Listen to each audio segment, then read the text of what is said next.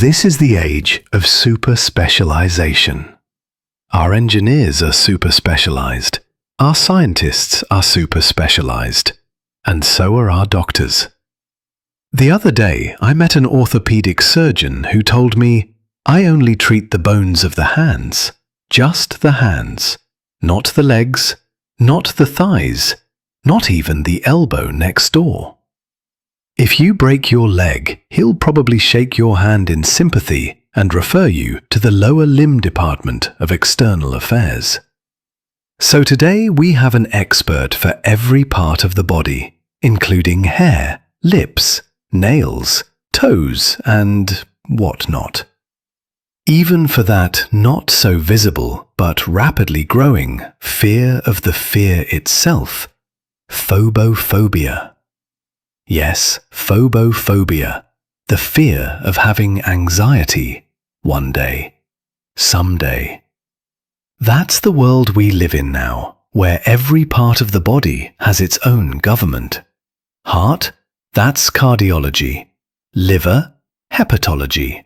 Brain, neurology. Kidney, nephrology. Tumor, oncology. And for everything else, pathology. Each one of these super specialists does a remarkable job, treating their assigned territory, working like a federation of disconnected states. Each organ has its own ruler, its own budget, its own KPI, and absolutely no coordination meeting. It's like the UNO, the United Nations of Organs, each state speaking a language of its own. The heart sends frantic telegrams in Morse, short circuits of love and panic. The lungs raise placards, protesting for one more breath of the sky. The tumors draft their secret manifesto, growth at any cost. The liver sits in the corner, quietly laundering everyone's bad decisions. And the brain, chairing the chaos, pretends to be neutral while lobbying for absolute power in the name of reason. Each wants its own kind of ICU, its own procedures, its own immunity.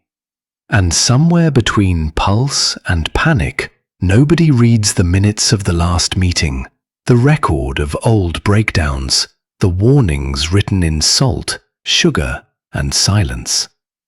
So the same cries repeat, the same alarms go off, louder each time. That's what anxiety feels like, a summit of organs arguing over who's dying first. No wonder today our body has become a medical real estate project. Each specialist owns a plot. The cardiologist guards his gated colony of arteries. The gastroenterologist manages his swamp of acids. The neurologist lives in the penthouse of the mind.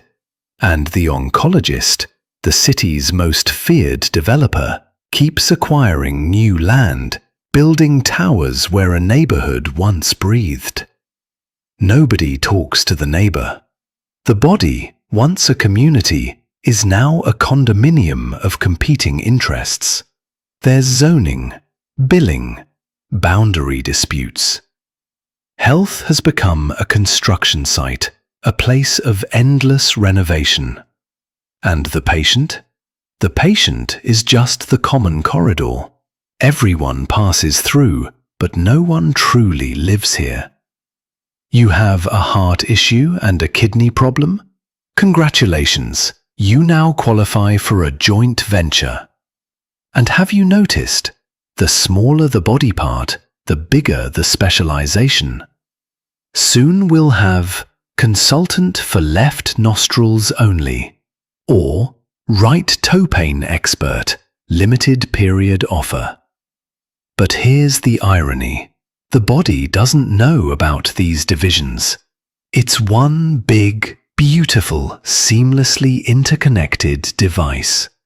When one part goes wrong, the others quietly adjust. But in our healthcare system, when one part goes wrong, we start forming committees. There was a time not so long ago when one humble family doctor ruled the kingdom. He was the prime minister and the opposition. He knew your blood pressure and your body temperature. He treated the entire person, not just the spare parts. The truth is, the human body is a seamless whole, an orchestra where every organ plays its note in rhythm with the others. When one instrument falters, the entire symphony suffers. When one part is repaired, the intervention ripples through another, sending a cascade of unintended music. If we treat the body in fragments, who takes the responsibility for the whole? For this UNO, this United Nations of organs we call the human body.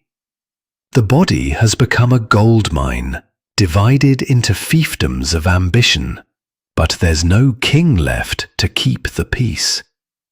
The tragedy is, we know everything about the parts and almost nothing about the whole. Maybe that's our biggest illness. We've become so focused on treating the body that we've forgotten how to heal the human being.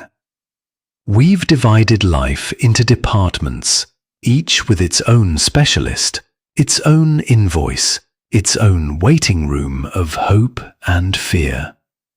No one sits in the corner office anymore. No one who hears the secret symphony of the body, the trembling pauses between pulse and prayer, where healing once spoke in whispers before it was translated into reports and revenue. We know everything about enzymes and hardly anything about empathy. We can decode the script of molecules, but not the story of a broken heart. We've got experts for every organ. Now all we need is one for the human being. Written by O.P. Srivastava.